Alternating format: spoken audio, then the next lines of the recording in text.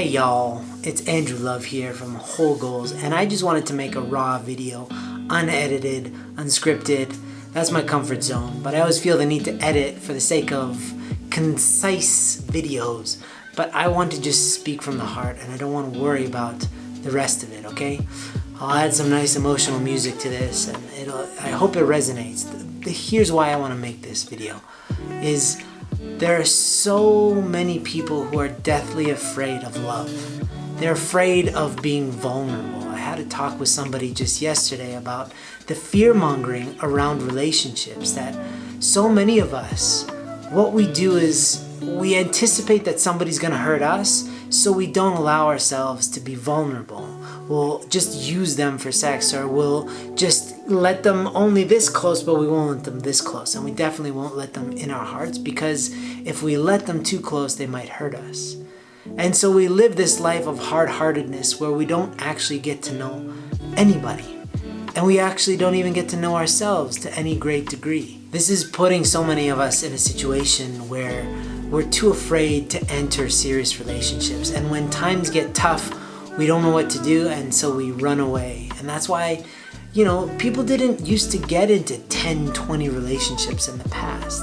You were with usually one person your whole life. You'd grow old together, and that seems like mythology at this point in the world. But I just want to say that I grew up in that world where it seemed like love was so elusive and so hard to attain, and even if you did fall in love with somebody, eventually the relationship would fall apart because either you or the other person would reject you. And it just leaves you kind of stripping people down for parts and just taking them at face value, literally, and trying to just have sex with them or get what you want from them, but never ever exchanging intimacy. And there are so many people that are isolated. They might have tons of relationships, but their hearts aren't really in it because their hearts don't know how to be in it, because their hearts are hiding. And so because of that, a lot of people don't even get married, let alone having kids. But I can tell you, of all the things I've ever done in my life, all the adventures I've been on here and there, nothing compares to what it's like to be married and to have kids. I'm telling you. This is not propaganda. This is like the most important truth that I feel like most people don't have access to, because they were in a dysfunctional family where their parents got divorced, or were always fighting or using and abusing each other. So it just feels like lore to think that there's such a thing of that, like real love could exist, and that you could be a part of a love that not only doesn't fade but gets better and better over time, like fine wine. We see that kind of in movies, but they don't explain the details. It's always happily ever after. Happily ever after. But they don't explain, what does that look like? Does that mean that happily ever after they never fart in front of each other? That they're always perfect and smell terrific? How does that happily ever after look when you wake up? Don't they look disgusting? Don't they have horrible breath when they wake up as a part of the ever after? That's the important magic of life. It's super important that you understand this, that the other person doesn't need to be perfect, and you don't need to be perfect. You just need to be willing to go through those dark times together and not give up on yourself or the other person. And when you can create that kind of love, the type of kids that you have are outstanding. We look at things like epigenetics, which is just looking at how we can impact our DNA within ourselves, but also within our kids. When we make kids, the state that we're in is super important. So when you are really in love and you really take care of each other and you have that foundation, the kids that come from you are so much better than you are. That's evolution.